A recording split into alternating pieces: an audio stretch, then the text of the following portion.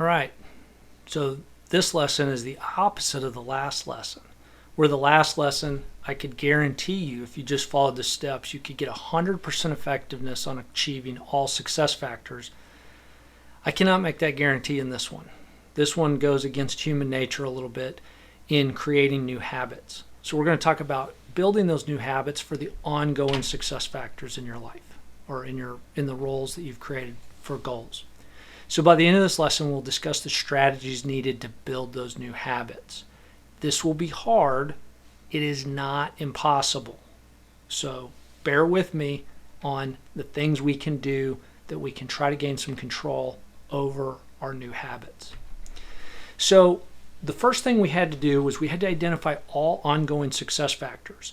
And we had to build that. So we've got that list. So now I want you to compile the list of all of the ongoing success factors for all your roles.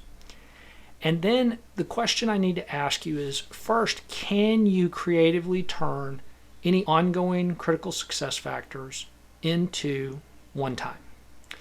And let me give you an example. There's not a lot of good examples here, but if you get creative, you might find some ways. Let's say that one of your roles is homeowner, and you've decided that you're going to do one project per month around the house. And so you've decided you're going to fix up your house a little bit. There's a goal around that, and what comes out of that is a success factor, a critical success factor of doing 12 projects, one a month. What if you know that you're going to have some time off and you decided that when I take that time off in June, I'm just making this up, but in June, on that week that I'm off, I'm just going to do all 12 right then. And that allows you to convert an ongoing thing of trying to remember to do something once a month or tie in or put it on your calendar and establishing this once a month project to where you just get them all done at one time. Just a creative way to try to get rid of an ongoing and building a new habit. Okay? So just something to think about. If you can get creative there, we've already established getting the one times is an easier way to establish than new habits. So which success factors can you habit stack? Now, habit stacking has been around a long time, but if you Google it, Google thinks James Clear invented it, and James Clear is very clear in his writings that he did not. He gives credit elsewhere. But in his book, Atomic Habits, he talks about habit stacking, and he's made it much more popular than it was. But what you're trying to do with habit stacking is you're trying to find, let's say you need to create a new daily habit. Let's do a weekly habit, like in our example. Let's say we decide the running 3 times a week. Well, do you already have another habit that you're doing 3 times a week that you could tie it into, where I'm going to do X and then I'm going to run, or I'm going to run and then I'm going to do the X habit that I already had? Sometimes those are hard to find for habit stacking. There's easier if it's 1 time per week or 1 time per day. Like maybe you drink coffee every morning and you're going to say, I'm going to do this other thing before I get my first cup of coffee, and use coffee kind of as a reward system, if you will. There's all different kinds of things you can do. If you start looking for the things you're already habitually doing, you'll find that they're there. If you eat breakfast, that's a once a day thing. If you eat lunch, that's a once a day thing. If you eat dinner, that's a once a day thing. You may be able to tie things there. You may have how many times a day do you brush your teeth? Maybe if you brush your teeth in the morning, there's a habit you can tie once a day there. Or if you do it in the evening, maybe there's a once a day, a once daily item you can tie there. There's different habits when you really start looking for them in your life that exist on a daily, weekly, monthly basis. You just have to be creative about finding them and then stacking additional habits. And we'll talk about when that works and when it doesn't in an upcoming slide. Tracking is also very difficult. It also requires a new habit of actually tracking. And if you're not used to tracking things, you now have to create a habit to track all these new habits to see how you're doing against them. And that compounds that I had to create a habit for all these new habits. You see where that gets complicated. And then we'll talk about a new environment. There's more to that I'll talk about when we get to that slide. So habit stacking, we've already talked about. Identify where you have existing habits, and you just have to get creative on where you find these things. Do you go for a daily walk? Do you go for a daily anything? Anything daily, monthly, weekly. They're already there. You just have to know how to find them.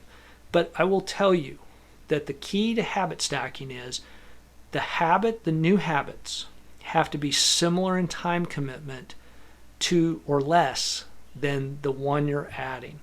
So in other words, if I've got something that I do daily like brushing your teeth, let's say that takes you 3 minutes to brush your teeth.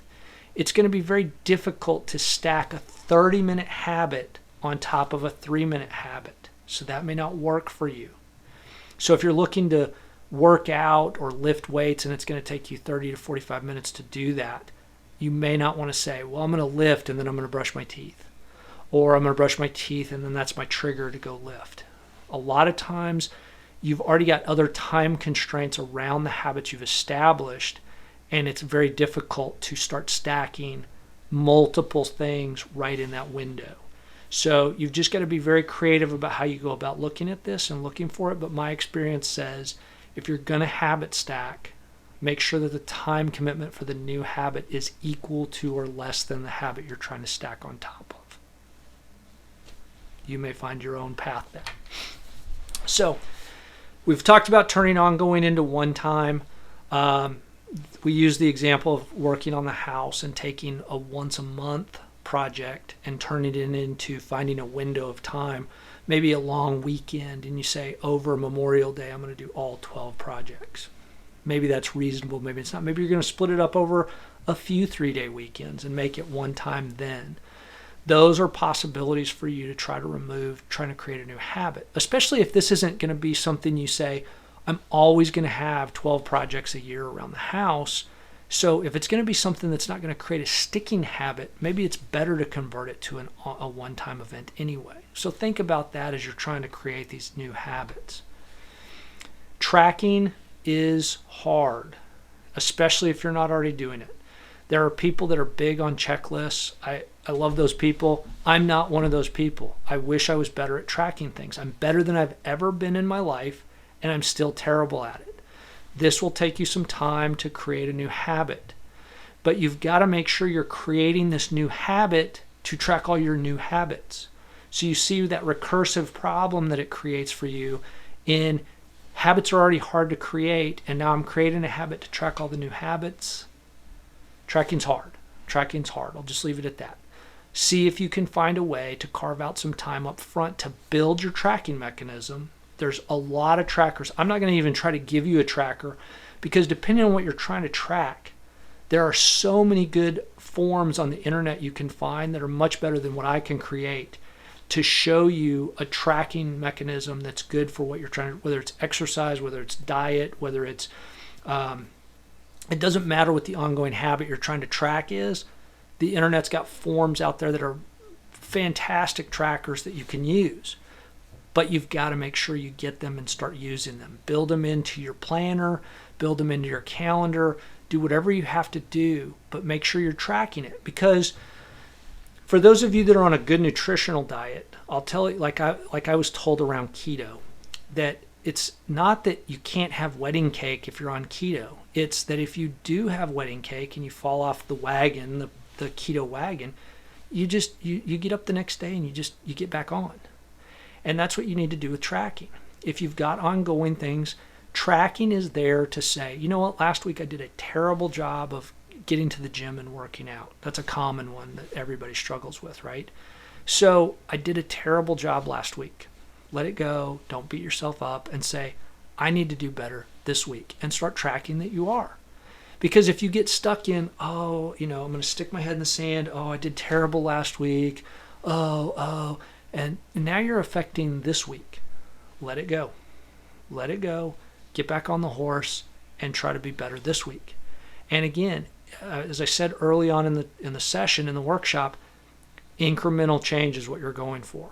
Don't expect to be an expert at any of these new habits overnight. It takes time. And if you'll incrementally get better, you'll be amazed at the changes that can happen for you. So don't try to be awesome and super successful from the beginning. If you can do that, great.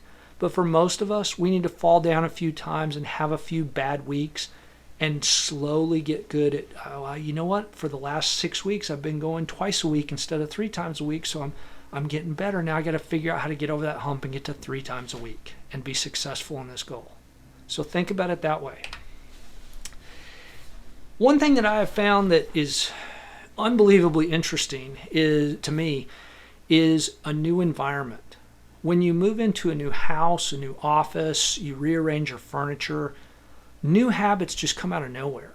My wife and I noticed that at our old house a long time ago, our TV habits were very different than when we moved into our current house. It had to do with where the TV was.